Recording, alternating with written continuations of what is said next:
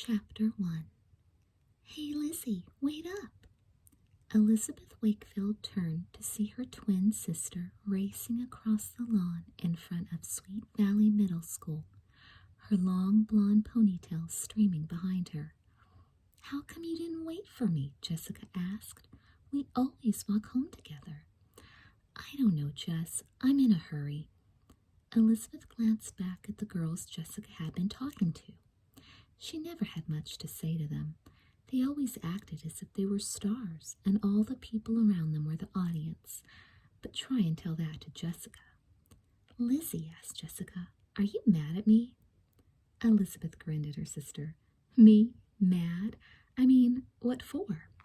You borrowed my barrettes without asking. You made me late for science. You got peanut butter in my hairbrush. Why should I be mad?" "But I always do things like that," Jessica exclaimed. Elizabeth threw up her hands. "Yes, exactly."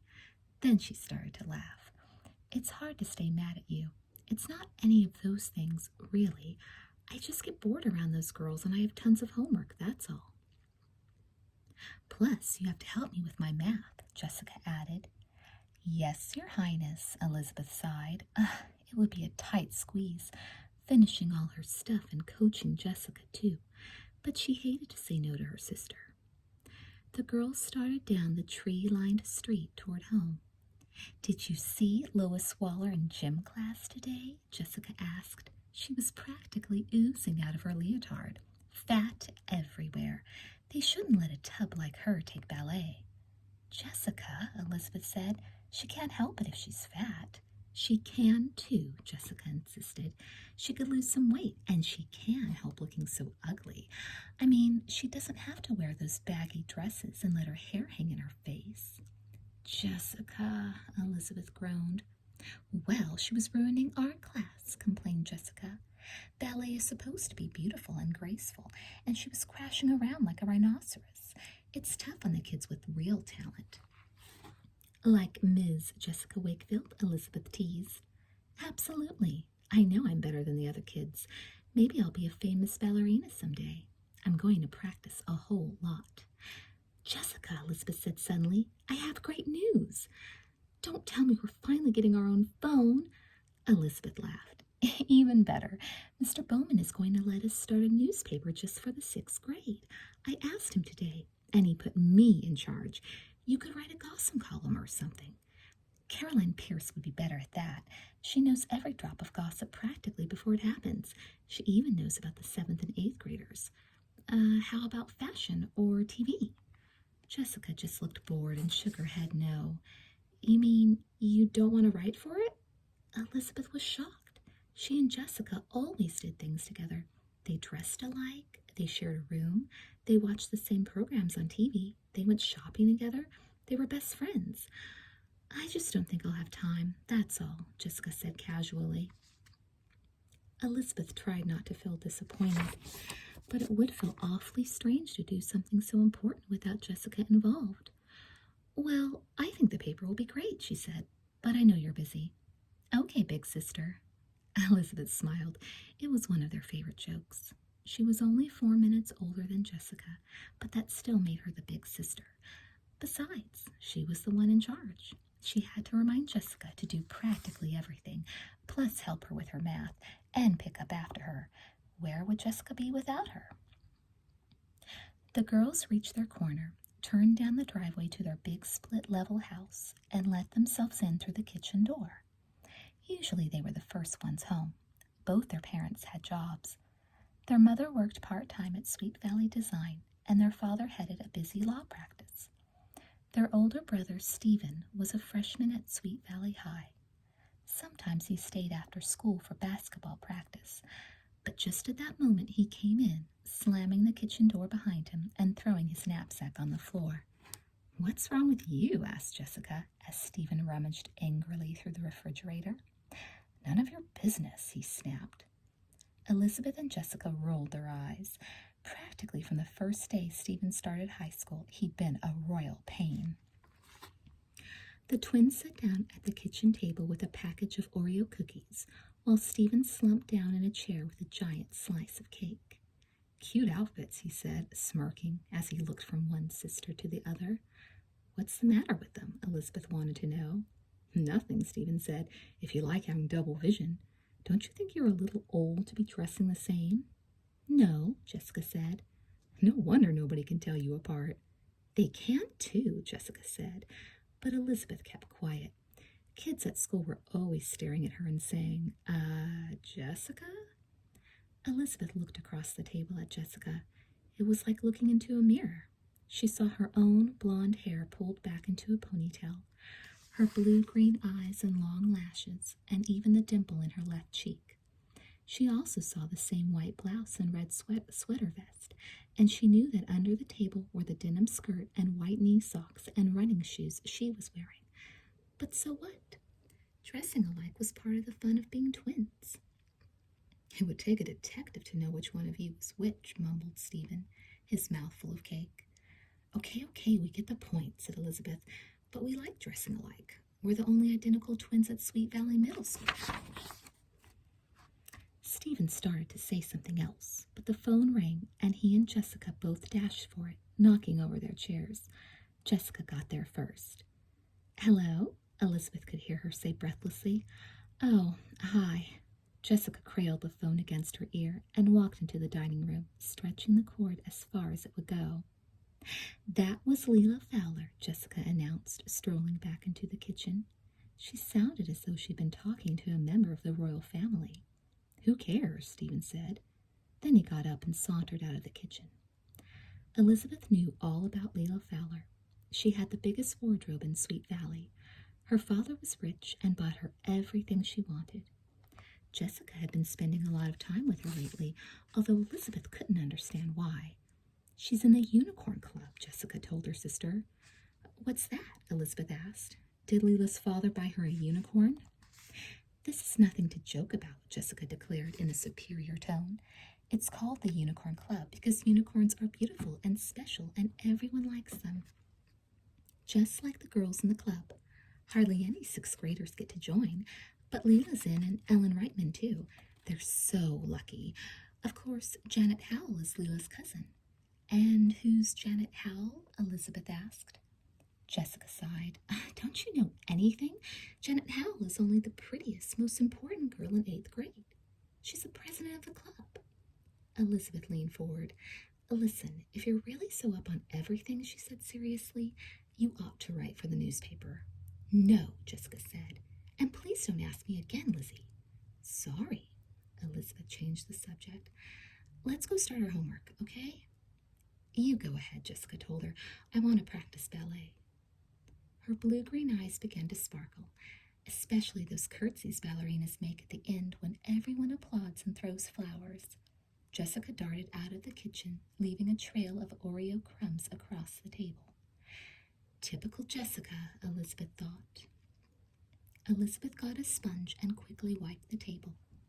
Then she headed upstairs to her bedroom, dropped her books on her bed, and flopped down after them. She gazed around the room.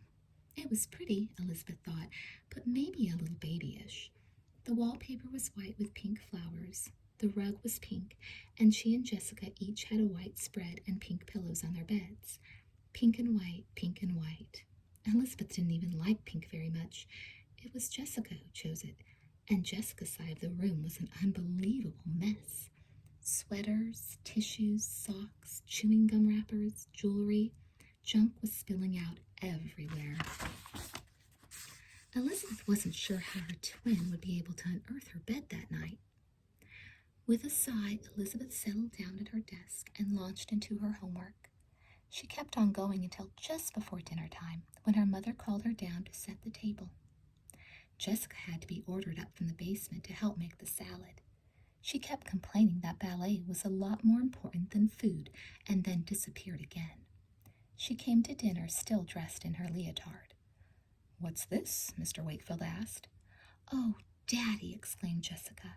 We're taking ballet in gym, and I just adore it. I'm the best one. Liz is almost as good, she added hastily. Maybe you girls would like to take ballet at the dance studio, too, Mrs. Wakefield suggested. That would be nice, Mom, Elizabeth said calmly, while Jessica leaped from her seat. Are you serious? Jessica shrieked. Mrs. Wakefield laughed. Of course I am. I'll call the studio first thing tomorrow.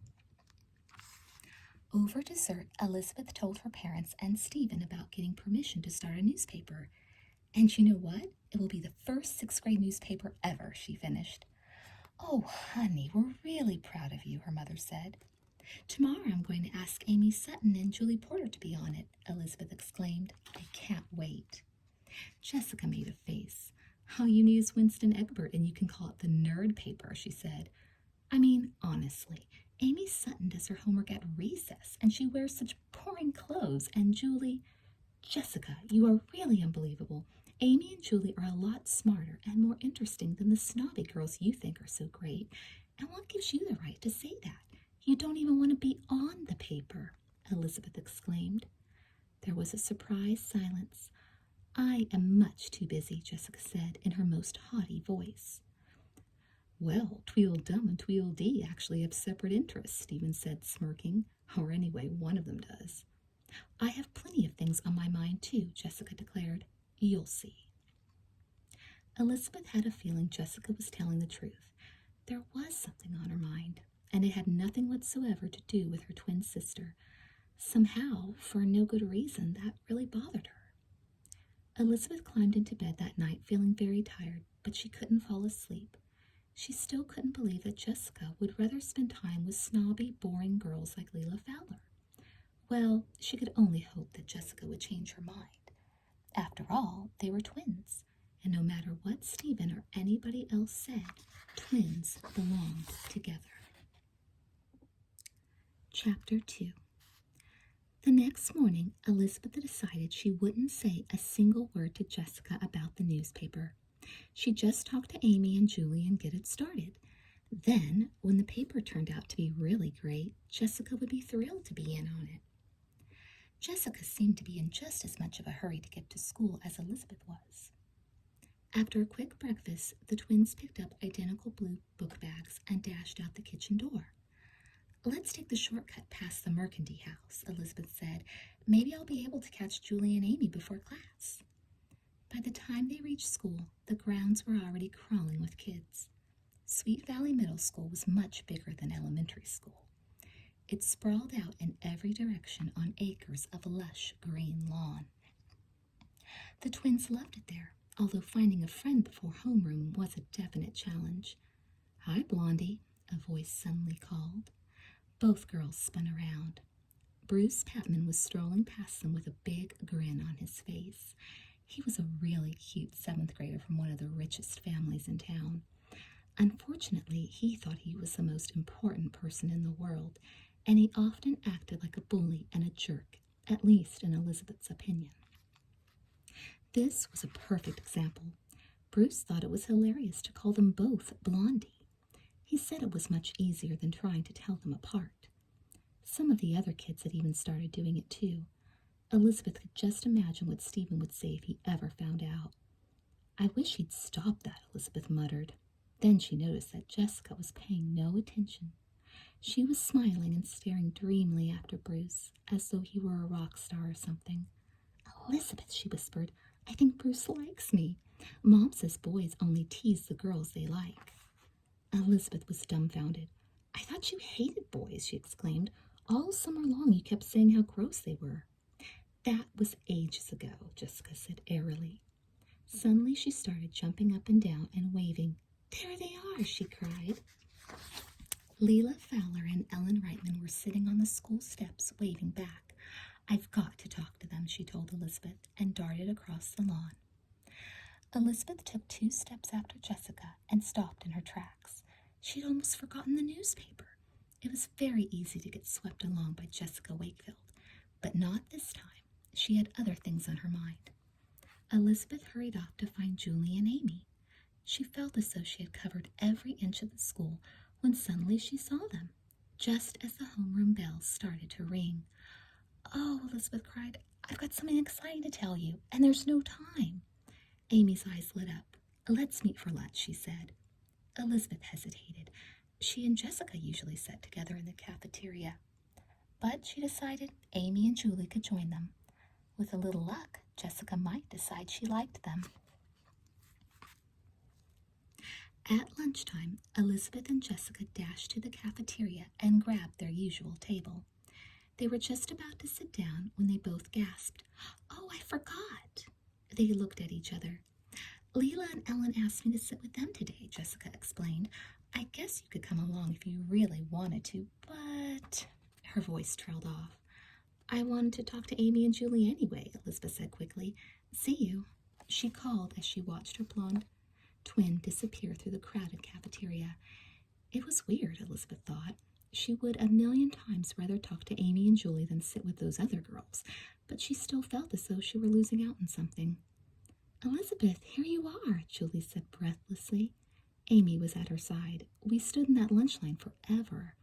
"What did you want to tell us?" Amy asked as they sat down. Suddenly, Elizabeth felt nervous. Suppose Amy and Julie thought her idea was a big yawn, too. She took a deep breath. "I was thinking it would be fun to start a 6th grade newspaper.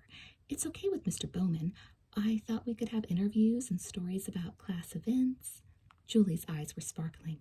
"I just love advice columns and inquiring reporters who go around asking kids stuff like, 'What do you think about going steady?'" Amy interrupted. "And a gossip column, that's a must.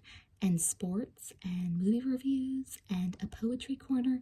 Am I getting carried away?" "I guess you like the idea," Elizabeth laughed. "Let's start writing stuff down." All three girls opened their notebooks and were scribbling away when Caroline Pierce suddenly plunked herself down next to Elizabeth. Elizabeth groaned inwardly. Caroline Pierce lived 2 doors away from the Wakefields and was the prettiest person in the world. Caroline also had the biggest mouth in Sweet Valley. Telling her a secret was like posting it up on a billboard. "Guess what?" Caroline said, looking very smug. She glanced at the girls' notebooks, and they snapped them shut. "They're going to fire Nidick." "Mr. Nidick? Now? At the beginning of the year?" asked Amy. Mr. Nidick, the head of the history department, was the oldest teacher in the school and one of the nicest. Elizabeth was shocked. "How come?" "I don't know," replied Caroline, "but he must have done something horrendous, maybe to one of the kids." "Do you know what else?" "Roberta Manning was grounded for a week for staying out really late with a high school boy." "Caroline," Elizabeth demanded, "how do you know what the 8th graders are doing?" Caroline looked mysterious.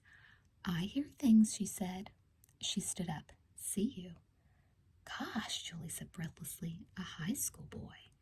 "Yeah," Elizabeth said. Even if Caroline's stories weren't always 100% accurate, she couldn't wait to tell Jessica.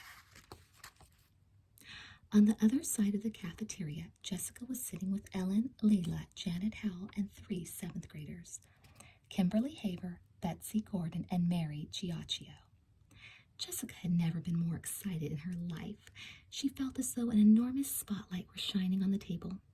Kids kept looking their way, and she had lost count of the cute boys who had waved hello. She could hardly blame them. Every girl at the table was sensational looking and dressed in great clothes. Jessica knew she could hold her own in the looks department. With her silky blonde hair, blue-green eyes, and perfect features, there was no doubt about it. But the other girls at the table had one thing in common that she didn't share. They were all members of the Unicorn Club. More than anything in the world, Jessica wanted to belong to the Unicorn Club, and she was more determined than ever to find a way in. "So, what do you do at your meetings?" Jessica asked. "Well," Leila drawled, tossing her long, light brown hair behind her shoulders, "I guess we can tell you." She leaned across the table and lowered her voice. "A lot of times we talk about people, like who's going out with who and who's breaking up with who." "Oh," said Jessica, feeling slightly disappointed. Ellen took over. "And," she whispered dramatically, her blue eyes flashing, "we talk about boys." Jessica straightened up. "Oh," she said with a knowing smile. "The thing is," Janet went on, "we're always a group. We sit together at lunch. We hang out together after school. Lots of times we go to the Dairy Burger." The Dairy Burger! That was where the high school kids hung out. Jessica had never been there without her parents. This was getting better and better. "We plan things too," Janet added, Like this year we decided purple is our favorite color, so we all bought purple stuff to wear. Jessica checked the girls' clothes. They were wearing an awful lot of purple. We pay dues every week, Leela said, to cover expenses, like food for slumber parties. This Friday we're going to Guido's Pizza. We've got enough money for 4 large pizzas with everything. 4? Repeated Jessica. They must be big eaters. There are 12 of us in the club, Ellen said, and some boys might drop by our table. We don't want the club to get any bigger, Janet put in. It's exclusive. Jessica felt her hopes begin to fade. But, Leela said meaningfully, a few new unicorns, like Ellen and me, get in every year to replace the kids who graduate or move away. Jessica held her breath. Is there room for anyone else? She managed to ask. Maybe, replied Janet, looking straight at her. That was all Jessica needed to hear. When Jessica Wakefield wanted something, there was no maybe. There was only yes. Chapter 3. The next morning, Elizabeth woke up with a start. A horrible groan was coming from her sister's bed. Jessica, she whispered, what is it?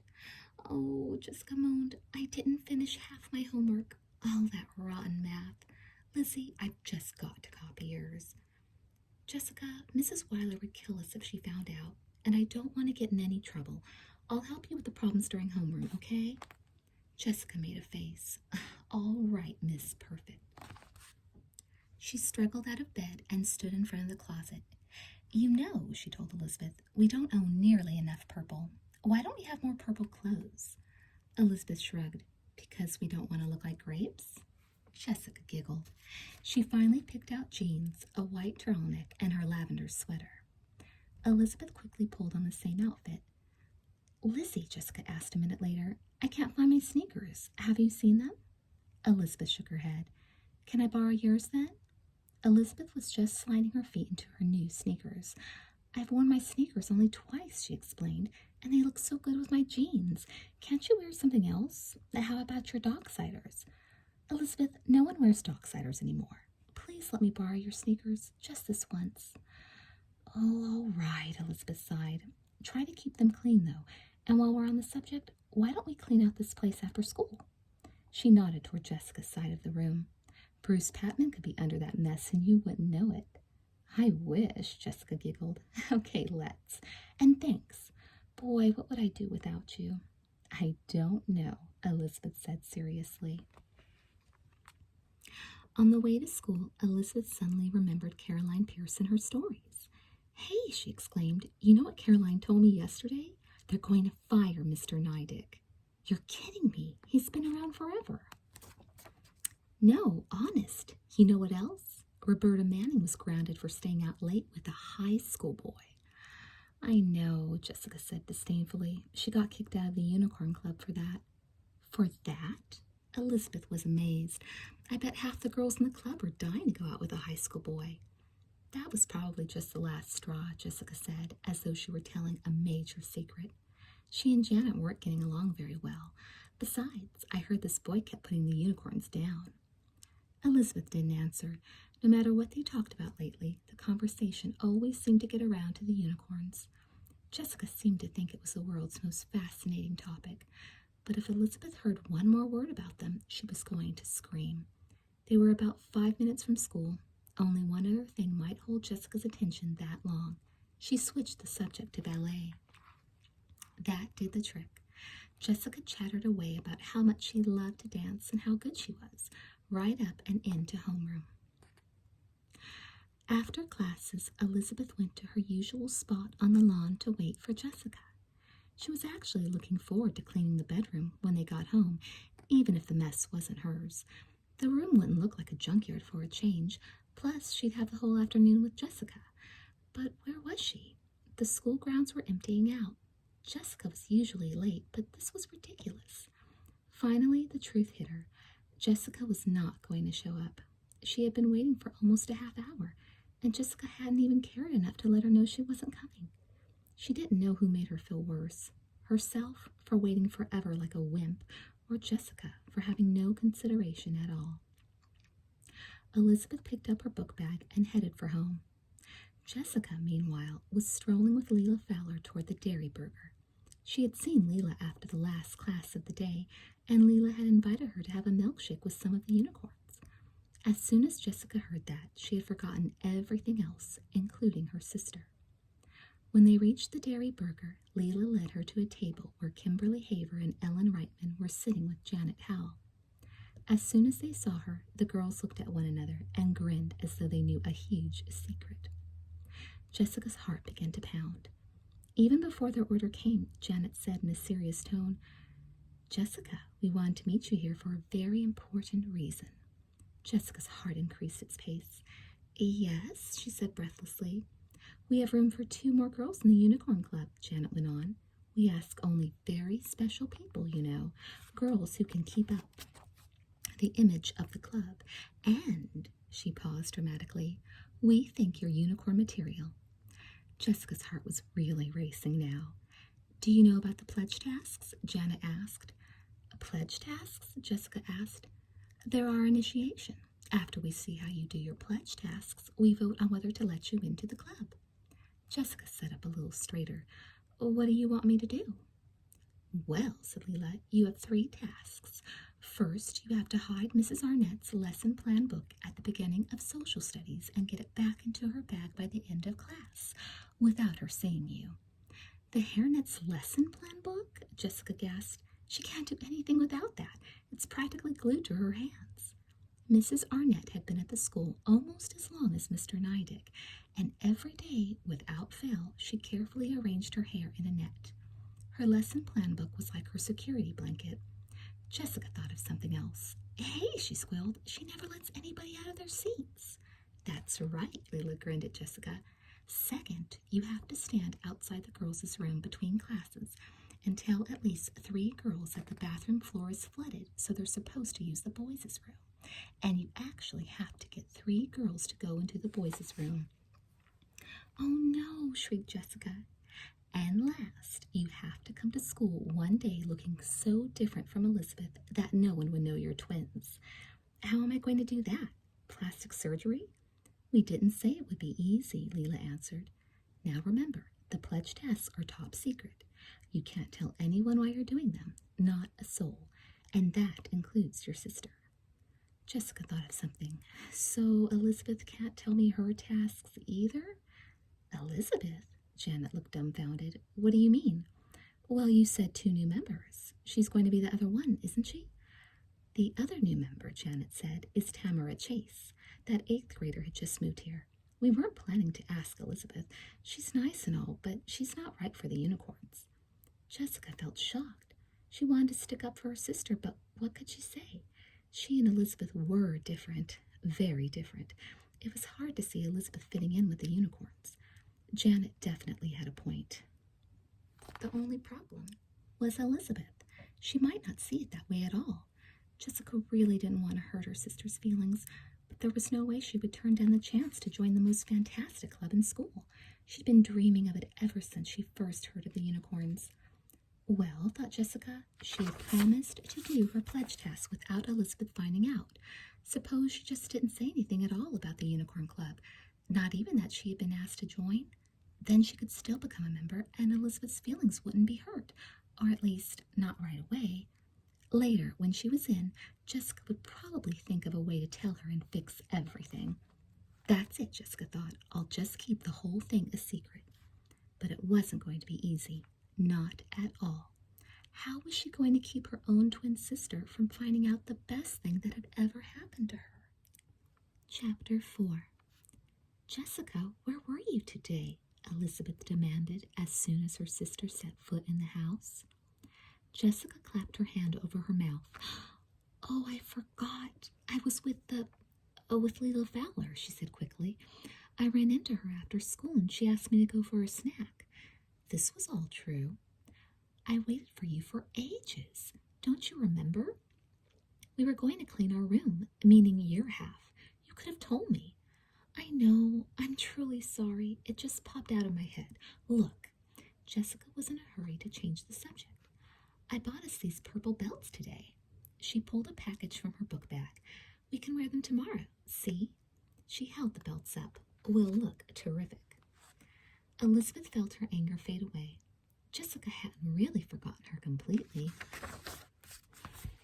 although she had forgotten she didn't like purple.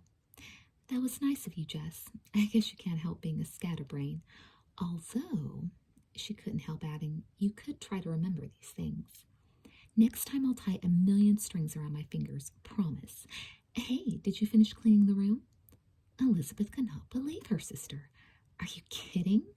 I just thought, since you weren't doing anything anyway, I know it's my mess, but it doesn't bother me. Elizabeth started to giggle. Maybe that was how Jessica always got around her. She was so outrageous, it was funny.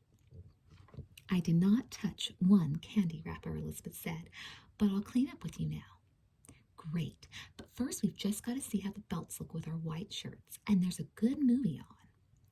As they went up the stairs, Elizabeth thought to herself, we won't get much done, but we'll have a good time. Things are getting back to normal again. Jessica woke up the next morning with butterflies in her stomach. Today was the day. She had to tackle pledge task number 1, Mrs. Arnett's lesson plan book. It was going to be hard enough to steal it away from her in the first place, but to have to get it back into her bag, and all during the same class? Wow. And what if Mrs. Arnett caught her?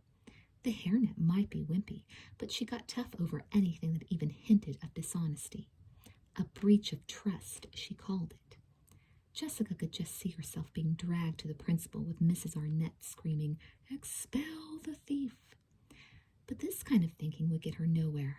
I will not get caught, she said to herself. I will get the lesson plan book. I will be a unicorn.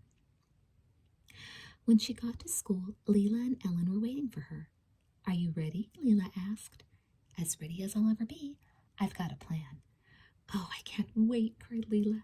She was in Jessica's social studies class. Good, replied Jessica, because I'm going to need you. Wait, Leela can't help you with a pledge task, said Ellen. Pledge tasks have to be done on your own. It's just one teeny-weeny thing. I need Leela to create just one little distraction. I'll do everything else all by myself. What sort of distraction do you want? Could you get the hairnet talking? Jessica asked. Just ask her something about World War II. You know how she is on that subject. Doesn't everybody? Leela grinned. Okay. By the time the girls got to social studies, Mrs. Arnett was already in the classroom, hairnet firmly in place, the lesson plan book wedged in her arms. Jessica grimaced and glanced at Leela. She had prayed that the book would at least be lying on the teacher's desk. When most of the students were seated, Mrs. Arnett flipped her book open. Are there any questions about last night's homework? She asked the class. Jessica nodded to Leela. This was it. Leela's hand shot up. Yes, Leela? I was wondering if you could tell us again about when you were a wacko in World War II. A whack, Mrs. Arnett corrected her. She patted her hairnet. Why, yes, Leela. The whacks were the Women's Army Corps, of course, and my experiences are relevant to... She set the plan book on her desk and walked over to Leela. Jessica breathed a sigh of relief. Let's see, Mrs. Arnett continued, deep in thought. Jessica raised her hand and waved it frantically. May I leave the room? I'm sure you can wait, dear. A little control, you know. We whacks learned that on the front lines. Mrs. Arnett didn't want anyone to miss a single second of her class. Jessica tried to look embarrassed. It's an emergency, she said with a little tear in her voice. Mrs. Arnett waved her out and focused on Leela again. Jessica made a dash for the door, counted out 2 minutes, and slid back into the classroom. Mrs. Arnett was still talking away. As Jessica passed the teacher's desk, she casually picked up the book and held it behind her back as she made her way to her seat. A few snickers came from the back of the classroom. Mrs. Arnett never stopped talking. Each time it seemed there wasn't a single thing left to say about World War II, someone would come up with one more question. The only problem was that most of the time Mrs. Arnett was looking right at Jessica, and somehow Jessica had to get the book into Mrs. Arnett's bag. The bell was going to ring in 5 minutes. Mrs. Arnett finished a point and returned to her desk. Her right hand reached absently for her lesson plan book. Jessica's stomach tied itself into a knot. Mrs. Arnett looked through the papers on her desk. Dear me, she said. Where's my... Jessica and Leela stared at each other. Class, has anybody seen my lesson plan book? Mrs. Arnett asked. Nobody said a word. There were 3 minutes left until the bell rang. Mrs. Arnett? Across the room, a hand waved wildly. It belonged to Winston Egbert, usually one of the quieter kids. Yes, Winston? I don't know where your book is, he said. His eyes strayed to Jessica. But can you show us how the wax stood at attention? You know, eyes forward like during a drill? Mrs. Arnett's frown disappeared. She stiffened up, marched across the room, saluted Winston, and stared ahead. When Mrs. Arnett's back was turned, Jessica rose from her seat. She tiptoed up and crouched down behind the big desk. Mrs. Arnett's ancient briefcase was on the floor. Jessica began to fumble with the clasp. She could hear Winston saying, "And what did your uniform look like?" The bag suddenly opened with a snap like a rifle shot. At the same time, the bell rang and Jessica shoved the book in. She stood up. "And on our heads," Mrs. Arnett was saying as she caught sight of Jessica. "My, you're in a hurry today, dear. Let's not forget your homework." Then it all came back to her. "My lesson book. I'm sorry, children, no homework tonight." A loud cheer went up as everyone hurried out. Mrs. Arnett was still sifting papers, muttering, "I could swear." Winston was in front of Jessica. "Not bad, Winston," she called, and watched his ears turn tomato red. As soon as she was in the hallway, Jessica turned to Leela. "Phew," she exclaimed, "I did it." And Leela added, "You got us out of a night's homework, too." Jessica waited until Friday to tackle her second pledge task. She didn't dare ask Leela to help her on this one. She'd simply have to stake out the girls' room and hope she'd get lucky. She figured the second-floor bathroom was her best bet. Not many 8th graders used it, and they'd be hardest to trick. As soon as the bell rang after third period, Jessica stationed herself on the second floor and put on a no-nonsense expression. Ellen and Janet were standing across the hall from the girls' room so they wouldn't miss anything. The hallway was already swarming with kids, and right away 2 8th graders headed for the girls' room door. Jessica stepped in front of them. "Sorry," she said, "the girls' room is flooded. No one's allowed in." "Who are you?" demanded one of the girls. "The bathroom monitor," Jessica said crisply. "You're supposed to use the boys' room across the hall, just until the workmen finish."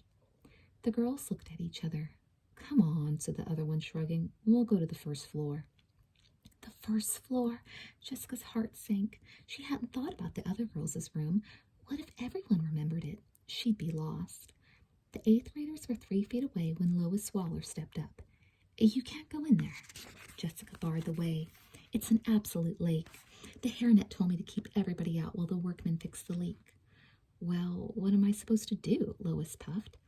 "Use the boys' room." Jessica pointed across the hall. Lois looked doubtful. "There were only 2.5 minutes left before fourth period," Jessica warned her. She was counting the seconds. Lois's face fell. "Okay." Jessica watched nervously as Lois crossed the hall and hesitated under the sign that said boys. Cautiously, she pushed the door open, poked her head in, and listened. Then she went inside, the door swinging shut behind her. She was out in 1 second. "There are boys in there," she announced indignantly, and fled down the hall. "That has to count," Jessica called to Janet. "She went all the way in."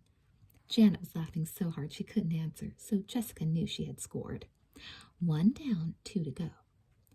Jessica was feeling pretty smug until she saw who was headed for the bathroom next. Amy, Julie, and Elizabeth. Jessica nearly fell over. Now what should she do? There was no way she was going to embarrass her own twin. Jessica decided to let Elizabeth speak first. "Hi, Jessica," said Elizabeth. "What are you doing?" "Oh, waiting for Leela," Jessica said quickly. "Come on, Elizabeth," Amy said. "The bell's going to ring." "See you later." Elizabeth disappeared into the girls' room. Jessica watched glumly. Out of the corner of her eye, she saw Janet shaking her head. What if she thought Jessica wasn't fit to be a unicorn? But Jessica didn't have time to worry. 2 more girls were coming her way. 8th graders by the looks of them. Too bad. They were her only chance. "Sorry," Jessica said in a firm voice. "A bathroom's flooded. You'll have to use the boys' room." The taller girl looked suspicious. "I just saw someone go in." The seconds were ticking away. Jessica groped for an answer. Oh, sure. She's in the Future Plumbers Club. Future Plumbers? They're not very active, but they're great in emergencies. Anyway, I'm the bathroom monitor, and I'm supposed to send you to the boys' room. The second girl started to laugh. Come on, Janie, she said. I've always wanted to see inside a boys' room. A smile spread across Janie's face. Let's go. Jessica held her breath. As soon as the door to the boys' room closed behind the girls, she heard screams and shouts. She didn't wait a second longer. She and Jen and Ellen took off down the hall, laughing like crazy. Jessica decided to wait until Monday to try her last pledge task. This was the very worst one. Looking different from her identical twin would be hard enough, but doing it without telling Elizabeth seemed nearly impossible. Still, there had to be a way. She started to think. Elizabeth always put on the same outfit her sister did, but maybe this time, Jessica thought, she could arrange things so that Elizabeth had to get dressed first. And maybe, she thought, the idea is coming faster now, she could borrow some of their mom's stuff and make herself look older than Elizabeth. On Monday morning, according to plan, Jessica stayed in bed while her sister stood in front of the closet. What should we wear today? Elizabeth asked. Jessica yawned. You got me. She rolled over and pretended to doze off. Come on, Jess, make up your mind, Elizabeth said. Jessica kept her eyes closed and her breathing even. Elizabeth looked at her twin. Okay, she said, the yellow sweatsuits. Through her lashes, Jessica saw Elizabeth lay out both outfits, dress quickly, and start downstairs. Pancakes, Jess, she called over her shoulder. In 2 minutes, Jessica was out of bed and in an entirely different outfit. Then she grabbed her mother's hot curlers and stood in front of the bathroom mirror. She rolled the ends of her hair lightly around the fattest rollers. After a few minutes, she gently brushed out a mass of curls. Next, she touched some mascara to her eyelashes and carefully put on lip gloss. The change was amazing. She looked like a different person, much older and very glamorous. Jessica checked the time. She and Elizabeth would have to leave for school in less than 10 minutes. Perfect, as long as Elizabeth didn't make a fuss. Jessica took a deep breath and ran downstairs. When she walked into the kitchen, conversation stopped dead. Her parents, Stephen and Elizabeth, just stared at her. Then her mother's face broke into a grin. Sweetheart, you look so different. You look so grown up, her father was smiling. Not bad, commented Stephen, which was about as close to a compliment as he ever came, at least these days. You do look different, Elizabeth said quietly. It was clear she was upset and trying not to show it. I just used Mom's curlers, Jessica said with relief in her voice. She figured she was lucky Elizabeth was still speaking to her, and it looked like she was going to keep quiet. Maybe I'll try it, Elizabeth cried. She pushed her chair back and stood up. Uh-oh, Jessica thought. Mrs. Wakefield put her hand on Elizabeth's arm. There isn't enough time, honey. I forgot. We better go, Elizabeth said. She gathered her books and started for the door. Jessica threw down her napkin and ran after her sister. Lizzie, wait for me. Elizabeth stopped and waited, but she didn't say a word. Jessica kept up a steady flow of small talk as they walked along, even though her sister was barely listening. They were almost at school when Elizabeth finally said, Jess, why didn't you tell me you were going to do this? Do what? Jessica wore her most innocent expression. Please don't start, Jess. Why did you change the way you look? Jessica was squirming inside. Then she had an inspiration. I just decided Stephen was right. We're too old to dress alike. But you could have warned me. We've been dressing alike since nursery school. Why didn't you tell me? It's really no big deal. It was time for a change, that's all. Jessica had noticed Bruce Patman. Just wait until he saw the new Jessica Wakefield. Bruce caught sight of the twins. Hey, blah, he started to say, and then, hey, he whistled after them. Elizabeth flashed a disgusted look at her sister, but Jessica was in a different world, blushing and smiling at Bruce. Jess, couldn't we? Before Elizabeth could say another word, Leela and Ellen ran up. Jessica, you look gorgeous, exclaimed Leela. The girls began talking excitedly. Elizabeth slipped away. As soon as she was gone, Leela lowered her voice and said, Janet saw you walking to school. She says to tell you that you did a good job on all your pledge tasks. We'll vote on you by the end of the week. The end of the week? Jessica moaned. That's practically forever. I don't know how I'll stand it. But deep down, she wasn't worried at all. She knew she would get what she wanted. Jessica Wakefield was definitely going to be the next member of the Unicorn Club. Chapter 5. In the girls' room on the first floor, Elizabeth locked herself in one of the stalls and began to cry. She just didn't understand. It felt as though Jessica were moving on and leaving her behind. All of a sudden, she was going places without asking her along and doing things without telling her about them. And now Jessica looked so different from her that no one could tell they were twins. She heard the girls' room door swing open and choked back a sob. It was two sixth graders she didn't know very well. I just got to do something with my hair, one was saying. Did you see Jessica Wakefield? She must have had a makeover. She looks so much older. She doesn't even look like her sister anymore. It's amazing. I mean, now you know who's who. That's a relief, the second girl said. I wanted to get to know them better, but I was always afraid I'd start using the wrong name or something.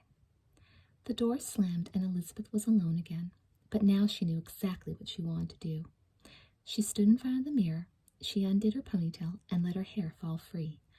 Then she parted it in the middle, pulled it back from her face, and fastened it with a clip.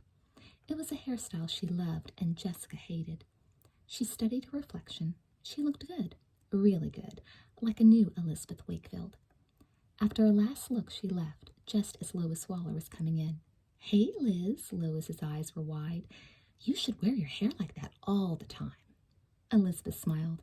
Maybe I will, she said. And all day long, all over school, she heard the same thing.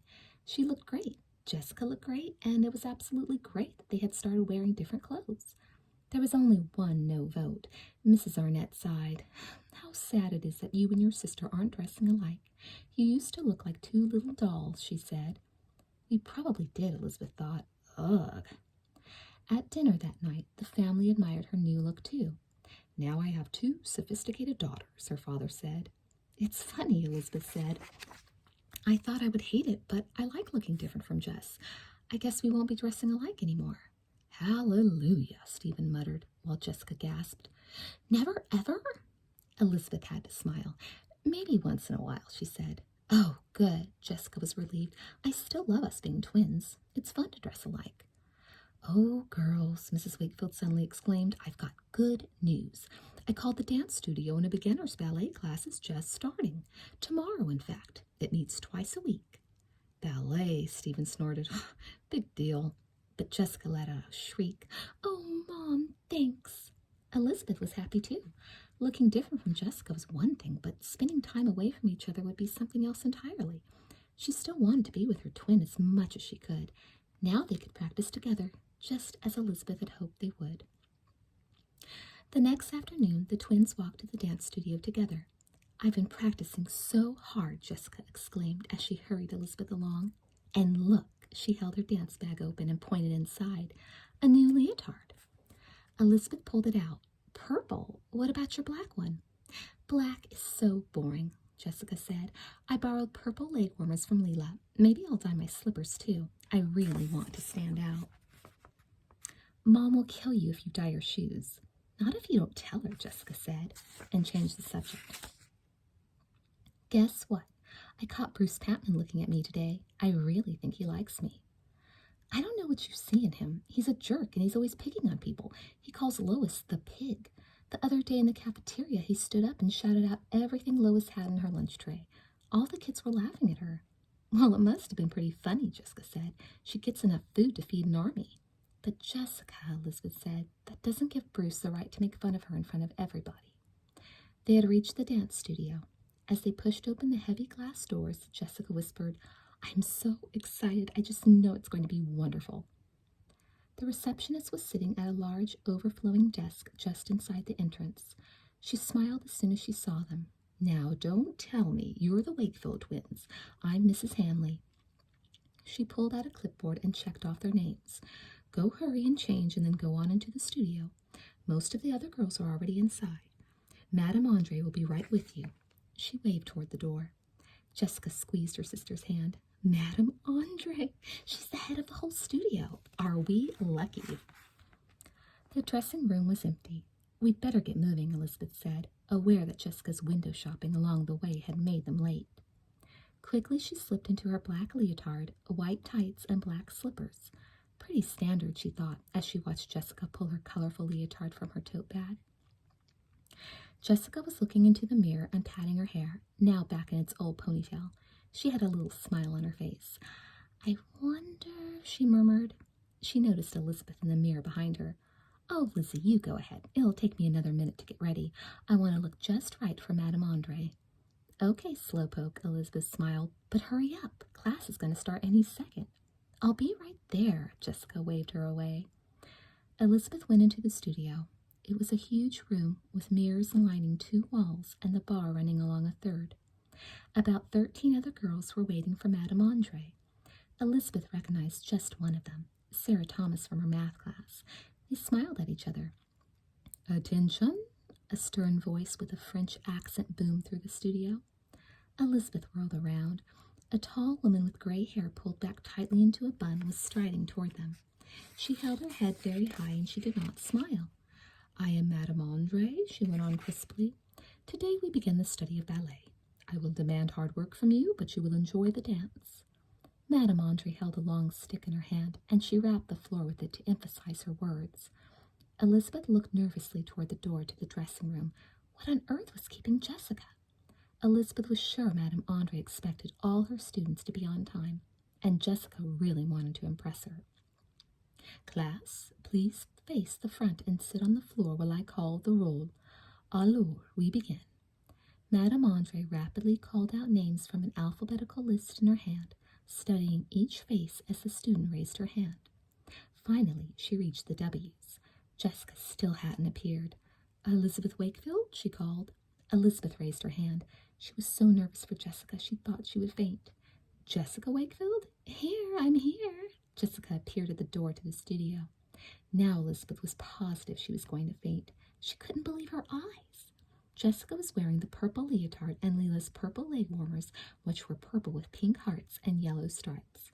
Besides that, she had knotted a filmy lavender scarf around her waist, and she had untied her hair so that it tumbled over her shoulders in waves. The sides were pinned with glittery barrettes. Long lavender streamers dangled from the barrettes. Last, but definitely not least, she had smeared blue eyeshadow all the way up to her eyebrows. "Mademoiselle Wakefield?" barked the teacher. "Yes," Jessica said timidly. "What is this costume? Did you think we were performing? First lesson, and you are a star?" "In the ballet class we are simple. The dress is plain. Comprenez-vous? Do you understand? No, purple, no, none of this." She crossed the room to Jessica, untied the scarf from her waist, and tossed it onto the piano bench. "We wear the hair back, out of the face. It must not get in the way of the dance." Elizabeth felt terrible. Poor Jessica. She was just trying to look exotic and graceful, but Madame Andre was staring at her as though she were a monster. Jessica's face had turned white. It was true. Every other girl in the room was wearing her hair in a braid or a bun or a ponytail. Madame Andre handed Jessica a rubber band. "Take off those things and fix your hair so you look like your sister." She looked toward Elizabeth and nodded as though she were relieved that one Wakefield was a proper ballet student. Her hands trembling, Jessica unfastened the barrettes and pulled her hair into a ponytail. "And next class," the teacher continued, "be here before roll is called, like the others. And no purple, pink or black or white, like your sister, no? And no makeup. Here we have no stars, only hard workers." Jessica nodded. She looked as if she wanted to cry. As soon as Madame Andre turned her back, Elizabeth squeezed Jessica's hand. "Don't worry," she whispered. "It'll be okay." But it wasn't. Jessica was too upset to concentrate. She did everything wrong during the class. First, she mixed up the 5 positions, which Elizabeth knew she could do perfectly. Then she lost her balance holding a plie and tripped. "Très bien, Elizabeth, very good, Sarah," Madame Andre kept saying, or sometimes, "Back straight, Mademoiselle Thomas, feet out." But she didn't say a word to Jessica, not even when she tripped. She just looked at her coldly and called out, "Très bien, Suzanne," to the littlest girl in the group.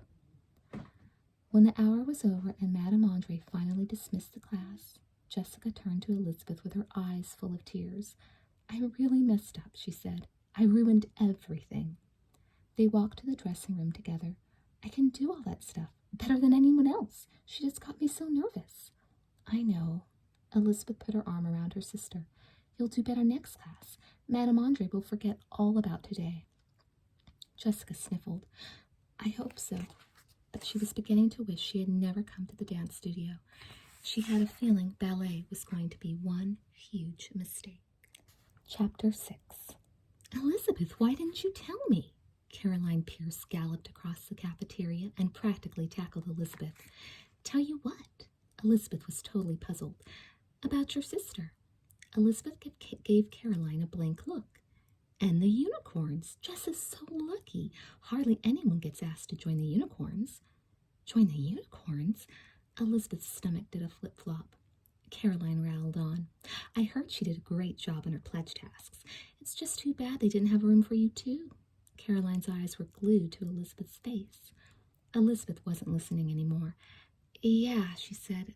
Look, I'm sorry. I've got to go now. She walked out of the cafeteria as fast as she could.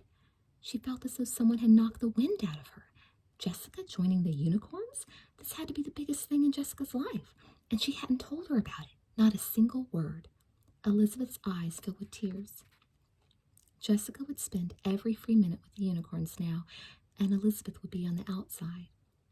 Suddenly she remembered that she and Jessica were supposed to walk to ballet together right after school. For the first time in her life, Elizabeth didn't want to be alone with her sister. Not now. Not the way she was feeling. She searched the halls frantically for someone who had a class with Jessica. There was Lois Waller. They had math together.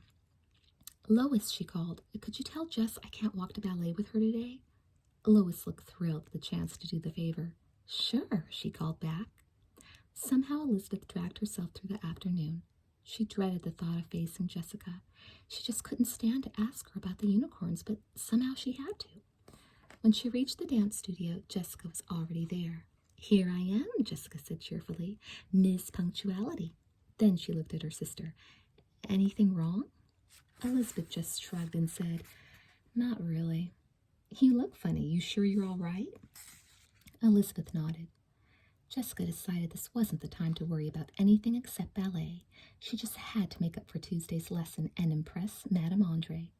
She wore a plain black leotard like Elizabeth's and had pulled her hair into a tight ponytail.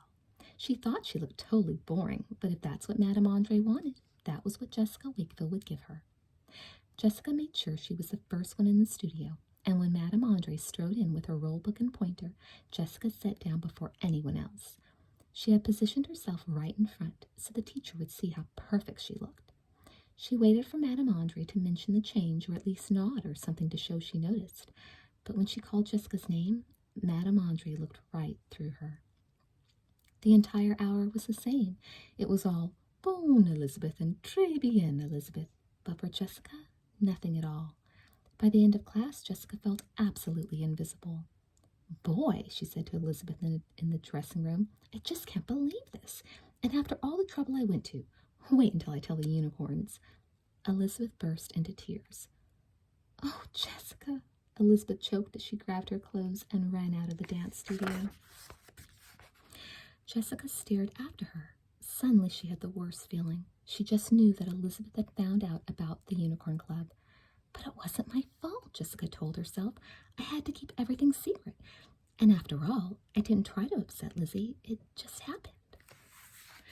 Mom, can I talk to you? Elizabeth asked Mrs. Wakefield as soon as her mother got home. Mrs. Wakefield was just hanging up her jacket and putting her briefcase away. She turned and saw her daughter's tear-stained face. Oh, baby, she said, what happened? Elizabeth just shook her head. She couldn't speak. Let's go into the den, her mother suggested. She closed the door behind them. Now, she said, can you tell me what's wrong? Jessica's going to be a unicorn, Elizabeth burst out, and she kept it secret. She doesn't tell me anything. We never do things together anymore, and she doesn't even care. Elizabeth began to sob. Calm down, her mother said soothingly. Let's go back to the beginning. You said Jessica is a unicorn? Elizabeth took a deep breath. There's this club at school, she explained, the Unicorn Club. It's only for the girls who are pretty and popular. It's a really big deal.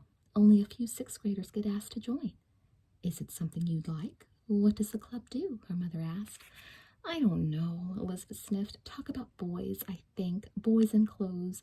Anyway, they didn't ask me. But honey, her mother said, that doesn't sound like something you'd enjoy. It sounds right for Jessica, but not for you. Elizabeth wiped her eyes. I guess I don't know if I'd want to be in it, but I still sort of wish they wanted me. Maybe it's really not the club. It's just that we used to do everything together, and now Jessica doesn't even want me around. I know that's not true, Mrs. Wakefield said, but twins can't be together all the time. It's good for you to do different things. Really? Exclaimed Elizabeth. Jess and I should be apart? Yes, her mother said gently. She hugged her daughter. You're growing up, that's all, and there's not a soul in the world who hasn't hit at least one rough spot growing up. Just remember, your father and I are here to help. You'll see. You'll find more and more things to do on your own. I guess so, Elizabeth sighed, but she still felt miserable. Her mother really didn't understand. She needed to spend more time with Jessica, not less. How could she let the Unicorn Club break them up? Elizabeth found Jessica up in their room. She was sprawled on the bed, polishing her nails. We'd better talk, Jess, she said. Okay, Jessica said nervously. She was almost sure she knew what Elizabeth wanted to talk about. I heard about you in the Unicorn Club today, Elizabeth began. I felt really bad that you didn't tell me about it, but I guess you have a right to do things on your own. I'm trying not to let it bother me. Jessica jumped up from her bed and threw her arms around Elizabeth. Oh, Lizzie, she cried. Thanks for understanding. What did Mom say? She said it's good that we have separate interests. Oh, good. Lizzie, I'm sorry. I wanted to tell you. I just didn't dare. All this pledge stuff is supposed to be kept secret, and I haven't even been voted in yet. I'm still scared I'll do something to ruin my chances. Don't worry. I know you'll get in. Elizabeth tried to make her voice cheerful, but in the pit of her stomach she felt a terrible emptiness. She was losing Jessica. What was she going to do without her best friend?